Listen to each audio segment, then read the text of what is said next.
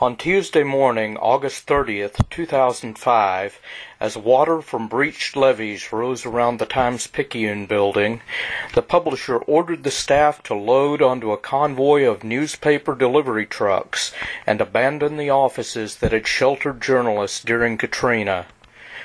The urgent evacuation was driven by reports that directly across Interstate 10 at the Orleans Parish Prison, inmates were rioting and attempting to break out. If a mob of prisoners managed to escape, the Times-Picayune building was directly in their path, a short stroll across the Broad Street overpass. Unlike many of the rumors flying about in the wake of the storm, this one was true. In his new book, No Ordinary Heroes, the medical director of the massive jail complex gives a gripping first-hand account of the violence and heroism that took place as medical personnel worked under hellish conditions to treat the sick and wounded during their 5-day ordeal. Dr. Dem Inglese chats with Nola about his book and his experiences in this video. I was, at the time of the storm, was medical director of the Orleans Parish Criminal Sheriff's Office, locally called OPP, or the New Orleans Jail. I'd been there. Charles Fody, Sheriff Fody, hired me in 2000, in early 2000, to take over the medical department there, and I'd been with them, throughout that entire time period. And that jail is probably one of the 6 largest jails in the country. Or was pre-Katrina, housed about between 6,000 and 7,000 inmates. About half of them were either federal or state inmates that were being held for the prison system, so they were already sentenced. And we had our fair share of murderers, rapists, armed robbers. I mean, true maximum security inmates that were there. And that's who I was at the time of the storm. Now, I came out of, went to medical school at the University of Pennsylvania on an Air Force scholarship, and then I did my residency in the Air Force, and then paid my time back on a remote tour in Korea, and then I came and was at Andrews Air Force Base, and I attended in the hospital, but also taught at the Armed Service Medical School. And then when I got out of the military, I moved down to New Orleans and started at the jail. Well, there were about 6,200 inmates, but then St. Bernard is considered a much more likely site to flood than Orleans, and so we were their jail's evacuation point. So we took 375 inmates from St. Bernard Parish into our jail, so that put us up to about 6,600. Then there were several hundred deputies who were going to staff the facility, 8 doctors, 30 nurses, but then all of those employees had the option of bringing their families. And a significant fraction did. So there were hundreds of women, children, husbands, elderly parents, newborn babies, pets, cats, dogs, rabbits. I mean, so there were, 7,000 inmates roughly, and another 1,000 to 2,000 non-inmate people. That was a combination of healthcare workers, deputies' families. So there were quite a few people. I put us over 8,000, especially after the flooding began, because the local neighborhood residents saw the jail, it was high ground, it was dry, and figured that would be a good evacuation point, and so they swam there. They came there on rafts, the sides of houses with inner tubes lashed to them. I mean, we saw a group in hot tubs. They were paddling a plastic hot tub down. I mean, we saw unbelievable things, and we saw unbelievable heroism in neighbors who would take literally a side of a house lashed to tires, and they were making trips out to get people, bringing them to the jail. Then they turn around and go out to get more of their neighbors and bring them to the jail. So, we ended up with a significant number of local residents there as well by the end of our stay there. Well, that's what the book is about. There's a couple of introductory chapters. Here's the main people, and a couple of wrap-ups, what happened to, each of the deputies and nurses that you've grown to know. But the bulk of it is once we hit the jail, what happened, because so much happened. We, within several hours of the hurricane, we lost generator power. Now, our generators, some of the buildings had been raised, but some of the relays were still in basements, and some of them were raised only to a certain level. And with the flooding, eventually the generators went. So within 12-ish hours following the storm, we had lost generator power, which means you also lose the ability to electronically open gates. You lose surveillance cameras.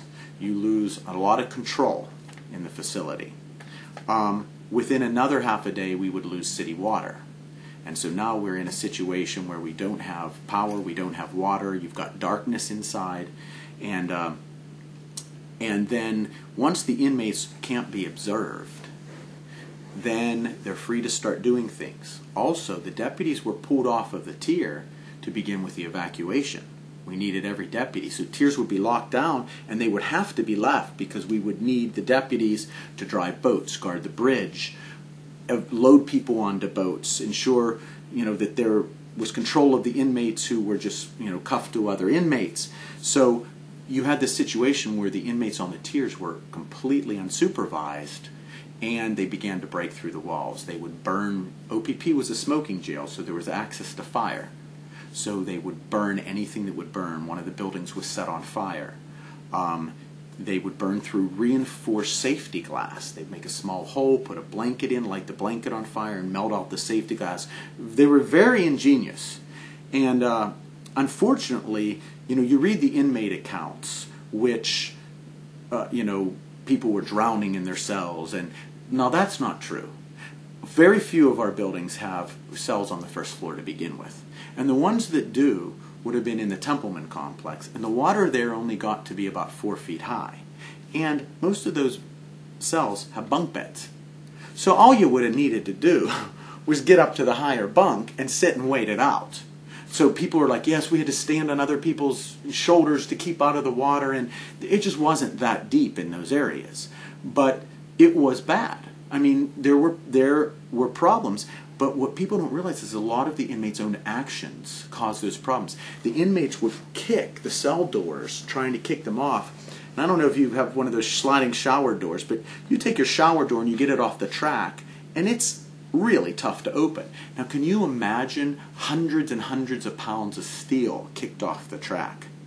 It's not going anywhere. So the wardens, the cells that wouldn't open, they had to go through waist-high water with sledgehammers and crowbars, duck under the water, and pry those cells open one by one. So it wasn't that the inmates were left in standing water. It's that it took an awful long time to get them open. And some of them, they couldn't get open that way, and we had to locate a blowtorch that wasn't underwater, and someone that knew how to use that blowtorch, because you couldn't just call people to find out where they were at, because everyone was loading boats or on the bridge. So it really, there's a whole different, I don't want to minimize what the inmates went through, but there's a whole different take on why they went through it and what they really went through. But, as the conditions deteriorated over the week, we had groups of inmates breaking free, and, we had a physician that was assaulted. We had, a nurse that was physically confronted by inmates. We had, the security staff had interactions with the inmates a significant amount, and each building sort of has its own story. As medical director, I was swimming between building and building and building, so I sort of was able to see and visualize a lot of what happened in all the different buildings as I tried to coordinate the medical response. So you basically had two dramas unfolding. You had security as the days elapse and more inmates break free. And then you had a second drama, the medical drama, as inmates were getting hurt. Deputies were having problems. We had a deputy have a heart attack, and we needed to get him out of the jail. We had no oxygen, no power, very few medications, and you can't manage a heart attack in those environments. And so we actually loaded him on a boat and took him down to Tulane Hospital. But the boat wouldn't make it the whole way. The water got too shallow, and so we had to carry a 450-pound deputy up Tulane Avenue, myself and another doctor, Dr. French, late at night on Monday night. And we get there, and the hospital administrations had closed it, and they wouldn't let us in. And luckily, we started walking then towards the VA because we knew that Charity was closed. And luckily, a National Guard truck, one of those, was even higher than a Humvee, a really Hybe truck was able to drive those streets, and they stopped by, picked us up, got us to the VA medical center where we got him treated. But that was sort of the beginning of our medical nightmares. We had a pregnant woman go into labor. We had inmates in a shuffle with a guard. One of them broke his leg, and so myself and one of my nurses, Dwayne Tonzel, amazing man, we had to go up through a riot with a stretcher and armed guards around us to get the guy down from the building. And so I mean, there were just the book is sort of ER meets Prison Break, because there's two distinct stories that are happening at the same time and are superimposed, but the actions of the nurses, the doctors, some of the deputies were just unbelievable. I had mentioned to you that the buildings were lit on fire. Well, when you could see the fires in the OPP building, you could see the fires in the Templeman 3 building. But the CCC building, the Community Correctional Center, which is sort of the headquarters of the sheriff's office, they lit that building on fire, and there were still 300 inmates on the roof. And everyone else was out of the building, and Captain Verrett and Captain Boersma went up, and they went into that fire with no oxygen, no water, no lights, no protective equipment, and no other way out. So if the fire gets behind them, there's bars in every window. You don't get out. And Captain Verrett refused to let any of the other deputies go in with them because he wouldn't risk his men. And the two captains manually, with fire extinguishers and blankets, put out the blaze, and they risked their lives to save the 300 inmates above them. And so when I read the stories of the inmate accounts, how they were left to die, that's why I had to write the book. I thought, they need to know what Captain Verrett did. We had our medical unit there. OPP was a huge jail. We had 200 seriously ill patients in a subacute nursing facility. End-stage HIV, bad diabetics, heart failure patients, people just discharged from charity after multiple gunshot wounds. And that flooded. It was on the first floor, and most of our medications were lost there. Well, that was the first building to be evacuated, but they got to the bridge on Tuesday afternoon. The buses didn't start coming to remove them till Wednesday, and Tuesday was hot. And there wasn't a lot of water, and there was no food, and they didn't have their medications. So I asked for volunteers and a group of the physicians, and an amazingly courageous nurse who I told her she couldn't come, and she just refused to be left behind. Denise Sorrow swam through sewage and diesel fuel into a building where it had not been swept. There were still loose inmates, no power, and there were fires everywhere, and we're covered in diesel fuel. And she's just such a remarkable woman. She's about 5'4", and she's going to kill me for saying this, but Denise is a plus-size lady. She's not an Olympic swimmer. And she went through raw sewage over her head and diesel fuel, which skinned all the skin off my chest, to get medications for the HIV patients and for the diabetics. I mean, people need to hear Denise's story. Her children need to hear this is what her mother did. Sergeant Patrice Ross, she guarded the final door between everyone and the inmates for days. She put her cot that she would occasionally take an hour or two nap right in front of the door, and she was the last line of defense, and she didn't have a gun. She had a baton. And when the inmates finally did break free, she was the first one at the door. There were people behind her with guns, and Patrice Ross is standing there with her baton, ready to do her job. And I had to laugh. People have said, do you really think the inmates that haven't had water in 24 hours and haven't had food would have stopped to take the time to attack the staff? Or would they have just tried to be free? What they don't understand is these deputies, that was their job. It wasn't that the inmates were going to take time out of their escape to attack us. It was that the deputies needed to put themselves between the inmates and freedom and keep them incarcerated. And so those people were unbelievably heroic. Now, we had deputies, we had nurses, we had doctors who didn't do their job. Like anywhere else, we had our people that deserted, our people that just sat down and refused to work. But I didn't focus on them at all in the book.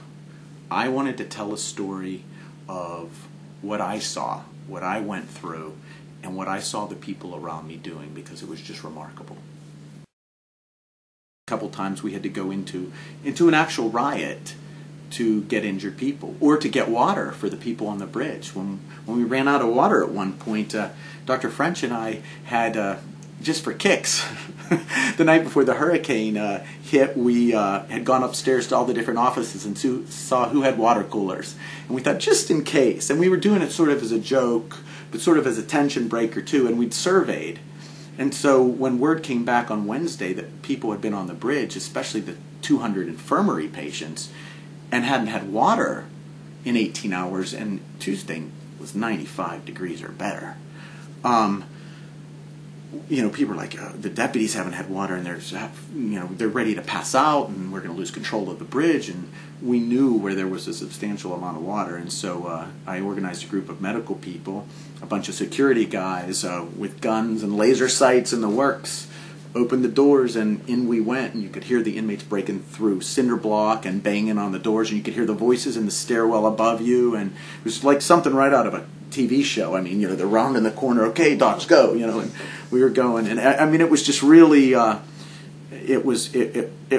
were some really, now thinking back on it, neat experiences. At the time, they were terrifying, but, you just sort of took over. You need to get water to the bridge. The deputies are going down. The sick inmates need water. I had 2 nurses on the bridge that needed water, and I knew where it was, and so we just did what we needed to. But, again, I say anything that we did, I mean, I just look at the security people, and they just did. The boat drivers were driving so long that they were getting trench foot, which was common in World War I. I've read about it. I've never seen it. The skin was peeling off their feet, and they would come in with these bloody Hamburg-like feet, and I'd be treating them. I'm like, you're done, or you could lose your feet. And universally, I'm going back. My buddies are out on the bridge. They would bandage me up. I'm getting out of here. And we would do our best, slap them together, and they would go back out there. They just didn't quit. Just amazing men and women. And that's our story. Your next door neighbors, the mother of the kids that you play with in PTA, these people came to that jail and stood up under hellish circumstances. And it was bad. And there were times when I thought we were going to probably die. There was a time when we finally lost control of the building. And the inmates had broken through every level of security, and there was one door separating them from us. And there we had about 10 security people there. 3 of them had guns, the rest had nightsticks, and there's 700 inmates, some of them rapers, murderers, on the other side of the door, and they're banging, and they were coming through, and we knew it. And, it's one of the most moving times in my life, for me personally, but also for my staff. I looked, and, you just want to run. And then I looked, and I saw Patrice Ross with her baton. And I thought, you can't leave her. And then I thought, then all of a sudden I just became very calm. I knew what I needed to do. And I grabbed a mop, and I broke the mop handle off in a wrought iron railing, and I walked back in, and I joined the deputies. But the thing that makes the most impression is one of my best friends, Dr. Gary French, came in and he grabs me. He's like, what are you doing? And I said, Gary, look. And I thought Gary was going to try to talk me out of it. And I thought he was turning to leave, actually. He walked over, he grabbed a chair, he smashed the chair, he grabbed a chair leg. And one by one, all the doctors came in and joined the deputies to hold the line. And then I looked out on the porch, and quite a few of my female nurses, 50-year-old mothers, 300-pound nurses, grabbed whatever they could use as a weapon and were prepared to hold the line. I had nurses who knew that their brothers had died. I had nurses that knew their husband had been on the phone with one of the nurses and said, the water's coming up, I've gotten to the 2nd floor, it's up to my knees, it's up to my waist, it's up to my chest. Click. That's the last she hears about it until she's rescued. Most of my nurses lived in either New Orleans East or the 9th Ward or the areas that flooded, and almost all of them rented, and none of them had renter's insurance. So they knew they had lost everything. So this story, you've got these heroic first responders but they are at the same time just as much victims as the people we were taking care of. So you have the victims that are being the heroes. It's just such a remarkable testament to the strength of the human spirit that you can, despite knowing you've lost a loved one and you lost your husband. Some people knew that their kids and their husbands didn't evacuate. You don't know what's happening to them, and yet you swim into a burning building, or you go into a riot to get someone with a broken leg. Or the deputies stand, they could have just left. Why put myself in harm's way? My house is gone. My kids may be hurt.